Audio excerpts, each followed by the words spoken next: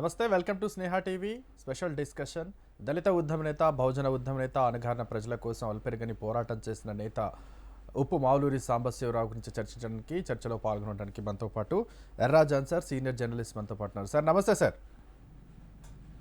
Sir నమస్కారం అండి. Sir చెప్పండి సార్, బహుజన ఉద్యమ నేత ఊసా గారితో మీకున్న అనుబంధం ఏంటి? సార్ ముందుగా ఊసా గారికి జోహార్లు అర్పిస్తున్నాము. బహుజన ఉద్యమ రథసారథి, ఆయనకు ఒకసారి జోహార్లు అర్పిస్తున్నాము.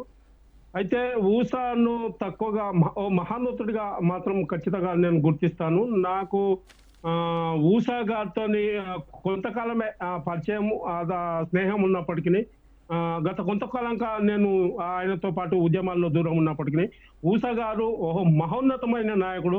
బీసీ కులాలతో పాటు ఎస్సీ ఎస్టీ బీసీ మైనారిటీ అణగారిన వర్గాలకు సంబంధించిన హక్కుల కోసం కొట్లాడిన గొప్ప నేత అని చెప్పి, గొప్ప మహానుభావుడు అని కూడా చెప్పవచ్చు. ఈ భారతదేశంలో కులంతో పాటు వర్గంతో పాటు కులం ఉందని చెప్పి గుర్తించి కుల నిర్మూలన కోసం ఏం చేస్తే బాగుంటుందని చెప్పి ఒక మహత్తరమైన ప్రణాళికను ఎంచుకొని అట్లాంటి నూతన సిద్ధాంతానికి సృష్టించి మారోజు వీరన్నతో పాటు కలిసి పనిచేసిన మహత్తరమైన గొప్ప నాయకుడు, ఉద్యమ ఉపాధ్యాయుడుగా మేము గుర్తిస్తున్నాం. ఇప్పటికీ ఊసా లేకపోవడం అనేది చాలా బాధాకరమైనప్పటికీ ఊసా చెప్పిన సిద్ధాంతాలు కావచ్చు, ఆయన అనుభవంలో చెప్పిన మా మాటలు కావచ్చు, ఆయన చేసిన పోరాటాలు కావచ్చు, ఇవన్నీ జ్ఞప్తిలోకి వస్తున్నాయి అండి. అయితే ప్రధానంగా ఆయన కమ్యూనిస్టు భావజాలం ఉన్న వ్యక్తి. విశాలాంధ్రలో ప్రజారాజ్యం, అదేవిధంగా దేశంలో ప్రజారాజ్యం అనే పిలుపు కూడా ఇచ్చారు. దాంతోపాటు ఇది కూడా ఇచ్చారు. సో అలా కమ్యూనిస్టు భావాల నుంచి మార్క్సిజం వైపు, అంబేద్కరిజం వైపు, బూలే వైపు ఎలా మారడానికి మీరు అనుకుంటున్నారు? ఒకటి వాస్తవికంగా ఇప్పుడున్న వర్గ పోరాటాలు, కమ్యూనిస్టు భావజాలంతో కొట్లాడే పార్టీలు కావచ్చు, వ్యక్తులు కావచ్చు, భారతదేశంలో ఉన్న ఈ వర్గ స్వభావంతో పాటు కుల స్వభావం, కులం ఉంది అనేది గుర్తించకపోవడం మిగతా వాళ్ళ ఫాల్ట్ అది. ఎందుకంటే ఊసా గారు భారతదేశంలో కులం ఉంది, వర్గంతో పాటు కులం ఉంది, కులంలో అష్టదుష్ట లక్షణాలు కలిగిన వ్యవస్థ ఉన్నది. ఈ కుల నిర్మూలన కోసం ఖచ్చితంగా వర్గ పోరాటంతో పాటు కుల ఉద్యమాలు, కుల నిర్మూలన కూడా రావాలని చెప్పి నమ్మిన వ్యక్తిగా, అంబేద్కర్ ఏదైతే చెప్పిండో, అంబేద్కర్, పూలే, పెరియార్ వీళ్ళు నమ్మిన వ్యక్తిగా వాళ్ళ సిద్ధాంతాలను పుణికిపుచ్చుకొని భారతదేశంలో వర్గంతో పాటు కులాన్ని కూడా నిర్మించాలని చెప్పి నమ్మి ఈ సిద్ధాంతాల్లోకి వచ్చినట్టుగా మేము భావిస్తున్నాం. గతంలో ఆయన ఎదుర్దిత పత్రిక నడిపించేప్పుడు కానీ, ఇప్పుడు చనిపోయే ముందు దిశ టీవీ ప్రతినిధిగా, అధినేతగా ఉండి ఉద్యమాలు నడిపిన స్ఫూర్తి కావచ్చు. ఆయన వాయిస్ ఏదైతే ఉందో ఆ వాయిస్ మాత్రం ఖచ్చితంగా భారతదేశంలో వర్గంతో పాటు కులాన్ని నిర్మించాలనే లక్ష్యంతో పనిచేసినట్టుగా క్లియర్ గా కనిపిస్తుంది. అయితే ప్రధానంగా చుండూరు ఘటన కానీ, కారంచేడు ఘటన కానీ, ఇలా దళితులపై ఏదైతే దాడులు జరిగినాయో అక్కడ వ్యతిరేకంగా పోరాడాడు ఆయన. ప్రధానంగా కారంచేడు ఘటన ఇప్పటికీ దాదాపు 35 ఏళ్ళు అవుతుంది. మరి అలాంటి కారంచేడు ఘటనలో ఆయన పాత్ర ఏ విధంగా ఉండదు మీరు చూసినంత వరకు, మీకు తెలిసినంత వరకు? లేనప్పుడు కారంచేడు ఘటన జరిగినప్పుడు నేను ఉద్యమాలలో నేను ఒక జర్నలిస్ట్ గా కొనసాగుతున్న పరిస్థితిలో అయితే అప్పట్లో ఊసా చేసిన పోరాటాలు మహత్తరంగా ఉన్నాయని చెప్పి, ఊసా శివసాగర్ తో కలిపి చేసిన ఉద్యమం ఉధృత లూగించారని చెప్పి చెప్తున్నారు. నాకు ఊసాతో 1998లో పరిచయం ఏర్పడిందండి. ఆ 1998లో ప్రధానంగా ఈ తెలంగాణ ఉద్యమం నడుస్తున్న అదేవిధంగా తెలంగాణ ఉద్యమ స్ఫూర్తితోని కులముద్యమాలు కూడా నడుస్తున్న క్రమంలో ఒక సామాజిక చైతన్యం కోసం, సామాజిక న్యాయం కావాలని చెప్పి బలంగా అప్పుడు ఉద్యమాలు నడుస్తున్న క్రమం. అప్పట్లో 1998లో పార్లమెంట్ ఎన్నికల సందర్భంగా నేను ఎంఆర్పిఎస్ లో కొనసాగుతున్నా. అప్పుడు ఎంఆర్పిఎస్ లో సీనియర్ నాయకుడిగా, అంటే నిరంతరం పనిచేస్తున్న క్రమంలో ఎన్నికలు వచ్చినా ఆ ఎన్నికలప్పుడు సామాజిక న్యాయం కోసం ఎన్నికలలో పోటీ చేయాలని సంకల్పం వచ్చి ప్రధానంగా మారోజు వీరన్న ఎవరైతే ఉన్నారో, మారోజు వీరన్న నాకు మద్దతుగా ఉద్యమాలలో ఉన్న నీవు సామాజిక న్యాయం జరగాలంటే అట్టడు కులాలకు సంబంధించిన కింది వర్గం, మాదిగ కులానికి సంబంధించిన వారు ప్రధానంగా ముందుకు రావాలి, పైకి రావాలి.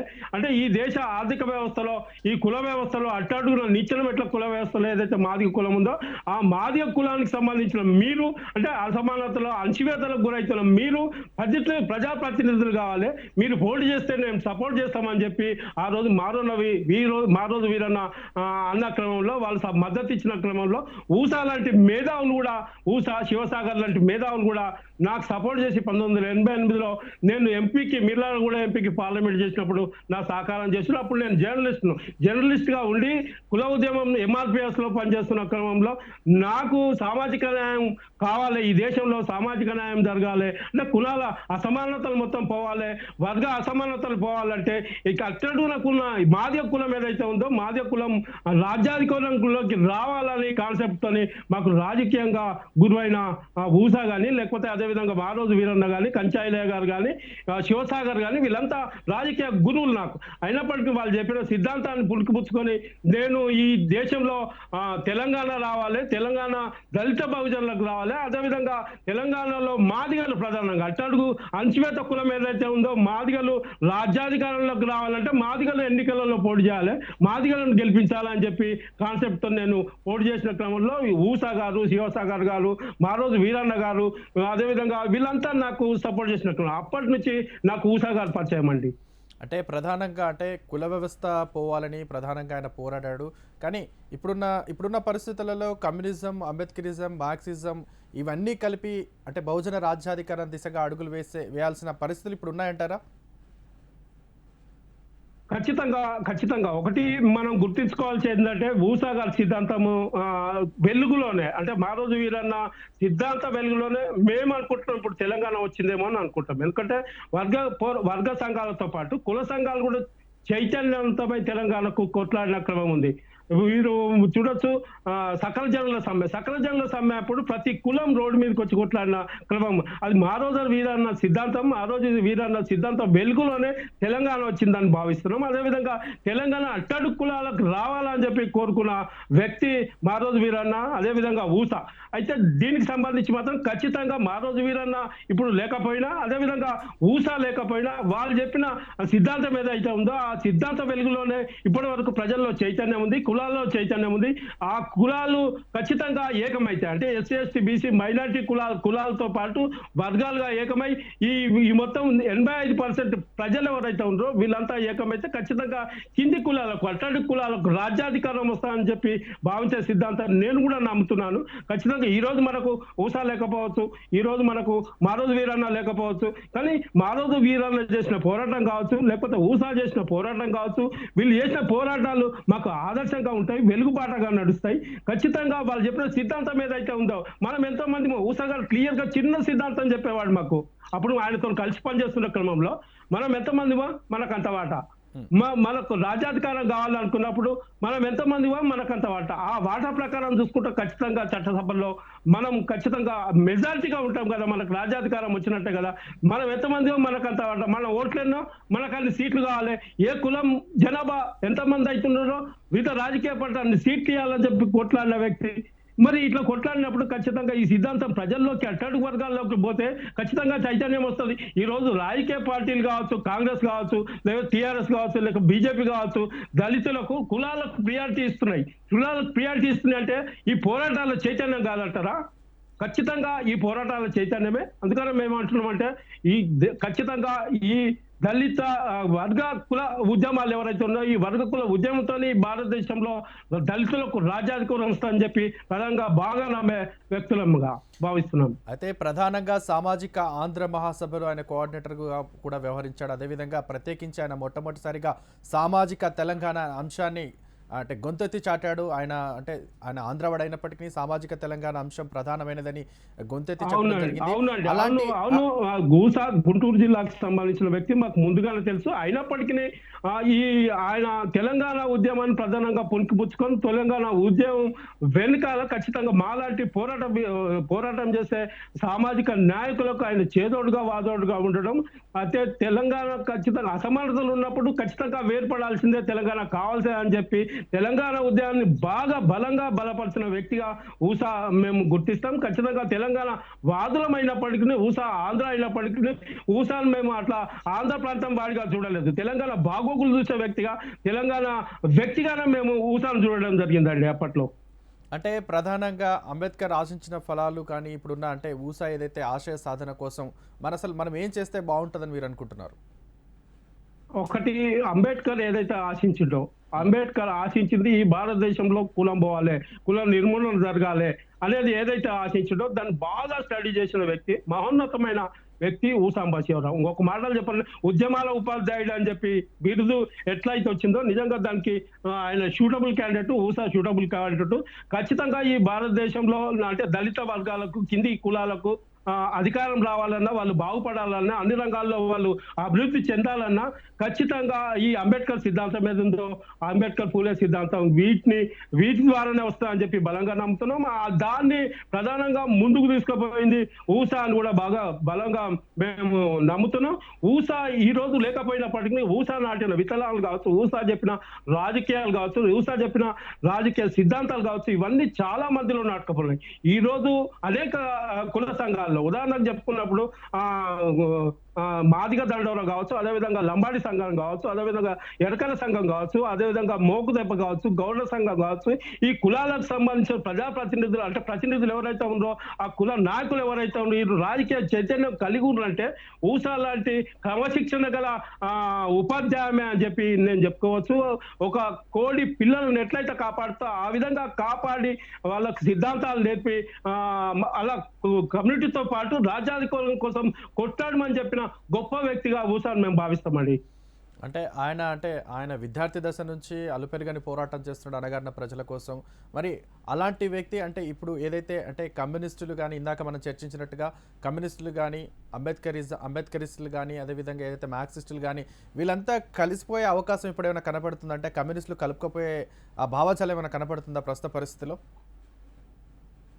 నేను చిన్న ఒక ప్రయత్నం మీకు చెప్తాను. ఎందుకంటే 99 ప్రాంతంలో మహాజన ఫ్రంట్ అని చెప్పి ఏర్పాటైంది. మహాజన ఫ్రంట్ లో ఖచ్చితంగా కమ్యూనిస్టులు కూడా ఉన్నారు. అంటే కమ్యూనిస్టులతో పాటు వర్గ సంఘాలు, కుల సంఘాలు, ప్రజా సంఘాలు వీటన్నిటిని కలిపి మహాజన ఫ్రంట్ గా ఏర్పడి అప్పుడు ఉన్న ప్రభుత్వానికి వ్యతిరేకంగా అందరం పోటీ చేసిన పరిస్థితి మన అందరికి తెలుసు, ప్రజలందరికీ తెలుసు. దాని వెనుక ఈ ఊసా గారు శ్రమించినది కూడా అది చాలా మందికి తక్కువ మందికి తెలుసు. ఎందుకంటే సిపిఎం, సిపిఐ, ఈ లక్ష్మీపార్వతి వంటి పార్టీలను మొత్తం కలుపుకొని ఓంకార్ గురించి తెలుసు, ఎంసిపిఐ ఓంకార్ గురించి కూడా మీరు వినింటారు. పెద్ద ఉద్యమ నాయకుడు ఆయన.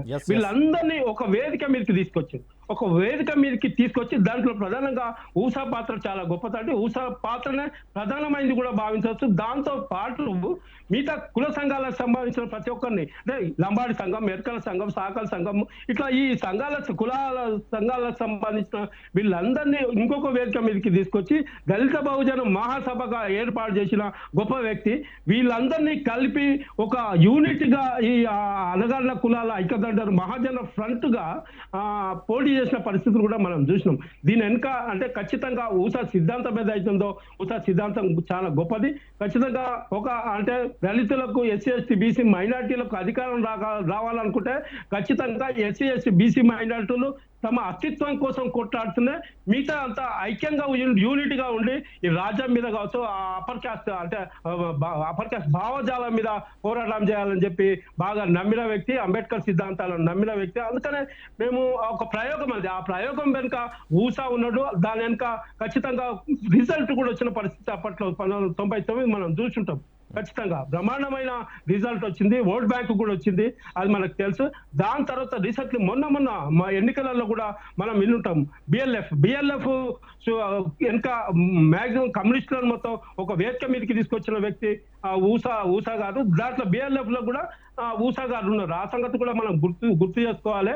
అని అంటే ఖచ్చితంగా కమ్యూనిస్టులను కూడా ఒప్పించి మెప్పించి, అంటే వర్గ సిద్ధాంతంతో పాటు ఈ భారతదేశంలో కులం ఉంది కాబట్టి కుల సిద్ధాంతాలు అంటే కులాల నిర్మూలన కోసం కుల సంఘాలు ఉండాల్సిందే. కుల నిర్మూలన కోసం ప్రధానంగా గుర్తుపెట్టుకోవాలి, కుల సంఘం ఏర్పాటు కావడం అంటే కుల నిర్మూలన కోసం ఏర్పాటయ్యే సంఘంగా ఉండాలని చెప్పి సిద్ధాంతాలు చెప్పిన వ్యక్తి. అంటే ఆ కుల సంఘంగా అక్కడికే దడిగట్టుకొని మడిగట్టుకొని ఉండడం కాదు, మిగతా కులంతో కూడా కలిసి పనిచేయాలి. చివరిగా రాజ్యాధికారం కోసం అన్ని కులాలు కలిపి మైనారిటీలను కలుపుకొని మహిళలను కలుపుకొని అందరిని కలుపుకొని పోరాటం చేయాలని చెప్పి కొత్త సిద్ధాంతాన్ని కల్పిన వ్యక్తిగా మేము భావిస్తాం. మాకు ఆ రాజకీయాలు కూడా చెప్పిన వ్యక్తిగా భావిస్తాం. మనం మధ్యలో కొంత దూరం అయినప్పటికీ రాజకీయాలు మొత్తం మేము ఖచ్చితంగా మర్చిపోలేము. అవే రాజకీయాలను మేము ఇంకా ఇప్పటికీ పులిపుచ్చుకొని జర్నలిజంలో ఉన్న అవే రాజకీయాలు మేము పులిపుచ్చుకొని ఉంటున్నాం. ఖచ్చితంగా ఊసా ఓ మహాన్నత వ్యక్తి. ఖచ్చితంగా ఆయన కొన్ని ప్రయోగాలు కూడా చేసిండు, అది మీకు తెలుసు. కాకుంటే ముక్కుసూటిగా చెప్పే వ్యక్తిగా నేను భావిస్తా. ఎందుకంటే కొన్ని ఎన్నికలలో చెప్పే రాజాధికారి రావాలనుకున్నప్పుడు అందరూ కలిసి పనిచేయాలి, మనం పోటీ చేయాలనే క్రమంలో ఎన్నికలలో కొన్ని కుల సంఘాలు మిగతా రాజకీయ పార్టీలకు టీఆర్ఎస్ కానీ టీడీపీ కానీ మిగతా పార్టీలకు సపోర్ట్ చేసినప్పుడు నిక్కచ్చిగా వ్యతిరేకించిన వ్యక్తి. ఈ కుల సంఘాలలోనే మిగతా రాజకీయ మన కుల సంఘాల నాయకులు రాజకీయ పార్టీల పక్షాన చేరి వంత చేరి మొత్తం గుండుగుత్తుగా ఓట్లను అమ్ముకుంటున్న క్రమంలో కూడా వ్యతిరేకించిన వ్యక్తి ఊసన అని చెప్పుకోవచ్చు. ఖచ్చితంగా స్వతంత్రంగా ఈ కింది కులాలకు రాజాధికారం రావాలి అని బగ్గా ఉద్యమం చేసి దానికోసమే జీవితాలు మొత్తం ధారపోసినట్టుగా మేము గుర్తిస్తామండి ఊసాను. అయితే ప్రధానంగా మీరు ఇందాక చర్చించినట్టుగా ఎస్సీ ఎస్టీ బీసీ మైనార్టీ మహిళలు ఇలా అన్ని వర్గాలను ఒక తాటిపైకి తీసుకొచ్చి పార్టీలకు అతీతంగా బహుజన రాజ్యాధికార దిశగా అడుగులు వేస్తున్న ఇలాంటి టైంలో ఆయన మరణము ఏ విధంగా చూడాలి, ఆయన స్ఫూర్తిని ప్రజల్లో ఏ విధంగా నింపాలి? ఒకటి ఆయన మరణం మాత్రం దళిత బహుజనులకు మిగతా కుల సంఘ ఉద్యమాలకు మాత్రం తీరని లోటుగా చెప్పుకోవచ్చు. ఇప్పుడున్న క్రమంలో ఒక మేధావి అంటే ఆయన ఒక పిల్లల కోడి అని చెప్పి మనం చెప్పుకుంటాము. కోడికి ఏమన్నా అయితే చనిపోతే చిన్న పిల్లలు ఆగమైతాయి. ఆ సిచ్యువేషన్ లో ఇప్పుడున్న పరిపక్వత కావచ్చు, రాజకీయ పరిపక్వత కావచ్చు, ఇంకా చైతన్యం కార్యక్రమంలో ఈ కులాలు కూడా అన్ని ఎట్లా కలిసి పనిచేయాలి, ఎట్లా వాళ్ళ కులాల మధ్య ఉన్న విభేదాలు కూడా ఎట్లా తొలగిపోవాలి, ఎట్లా తొలగించుకోవాలి అని చెప్పి అక్కడక్కడ వచ్చిన క్రమంలో ఇవన్నీ భవిష్యత్తులో 85% ప్రజలు 85% ప్రజలు కలిసి ఉండడం కోసం ఆయన నాయకత్వం కానీ ఆయన ఉండడం కానీ ఎంతో అవసరం ఉండే. కానీ దురదృష్టవశాత్తు ఈ కరోనాలో చనిపోవడం నిజంగా బాధాకరం. అదేవిధంగా ఊసాకున్న ఫాలోయింగ్ కానీ ఇవన్నిటిని చూస్తే నిజంగా ఈ కరోనా కాకుండా చూస్తే అది వేరు ఉండేది. కానీ ఈ పరిస్థితుల్లో చనిపోవడం అయితే దురదృష్టకరం. నేను ఒకటంటాను, ఊసా ఎత్తు తగ్గుల మనిషి. అంటే ఆ సిద్ధాంత పరంగా ఒక లైన్ మీద నడిచే వ్యక్తిగా రైలు పట్టాలు ఎట్లయితే స్టేట్ ఉంటాయో అట్లా లైన్ మీద నడిచే వ్యక్తిగా నేను భావిస్తాను. అట్లనే నడిచిండు కూడా, ఎక్కడ కూడా తప్పదారి పట్టలే, తప్పటి అడుగులు కూడా వేయలేదు. అదేవిధంగా ఆయన అట్లాంటి వ్యక్తి. ఒకవేళ ఆయనదేమన్నా అంటే సిద్ధాంత పరంగా డిస్కషన్ చేసినప్పుడు మాత్రం ఖచ్చితంగా కొన్ని జాన్సన్ గారు యాజ్ అ సీనియర్ జర్నలిస్ట్ గా అంటే ఆయనకు మనం ఇచ్చే ఘనమైన నివాళి ఏమనుకుంటున్నారు యాజ్ అ సీనియర్ జర్నలిస్ట్ గా? ఒకటి, నేను ఉద్యమాలలో ప్రస్తుతం లేకపోవచ్చు, జర్నలిస్ట్ గా ఉన్నాను. కానీ ఆయన చెప్పిన సిద్ధాంతం ఏదైతే ఉందో, ఈ వర్గకుల నిర్మూలనకు సంబంధించిన సిద్ధాంతం ఏదైందో అది మహత్తరమైంది, గొప్పది. అటువైపుగా ఈ అలగాండ ప్రజలు ఉద్యమించాల్సిందిగా నేను విజ్ఞప్తి చేస్తున్నా. ఎందుకంటే ఖచ్చితంగా అటువైపు మనం ఉద్యమిస్తేనే, మనం మొత్తం ఎస్సీ ఎస్టీ బీసీ మైనారిటీలు ఒకటిగా నిలిస్తేనే ఖచ్చితంగా మనకు రాజ్యాధికారం వస్తాం. రాజ్యాధికారంలో కూడా సామాజిక సోషల్ జస్టిస్ ను ఎక్కువగా నమ్మిన వ్యక్తి, సోషల్ జస్టిస్ ను కూడా ఎక్కువ ప్రచారం చేసిన వ్యక్తి ఊసా. అందుకనే ఖచ్చితంగా ఈ అలగాండ్ల ప్రజలు ఎవరైతుండ్రో, ఈ అలగాండ్ల ప్రజలు మొత్తం ఎస్సీ ఎస్టీ బీసీ మైనారిటీలు మొత్తం ఖచ్చితంగా సోషల్ జస్టిస్ వైపు ఉద్యమించాలి, అటువైపుగా పయనించాలని చెప్పి నేను కోరుకుంటున్నా. ఊసా లేకపోయినా ఊసా చెప్పిన సిద్ధాంతాలు అయితే ఇప్పటికీ అందరి మనసులలో ఉన్నాయి. ఖచ్చితంగా వాళ్ళంతా సోషల్ జస్టిస్ వైపు ఉద్యమించాలని చెప్పి నేను కోరుకుంటున్నాను అండి. రైట్, థ్యాంక్ యూ జాన్సర్ గారు చర్చలో పాల్గొన్నందుకు. రైట్, ఇది వాళ్ళ చర్చా కార్యక్రమం. Keep watching Sneha TV, news is right. If you like this video, please like it, share it, and for more videos, please subscribe to our channel.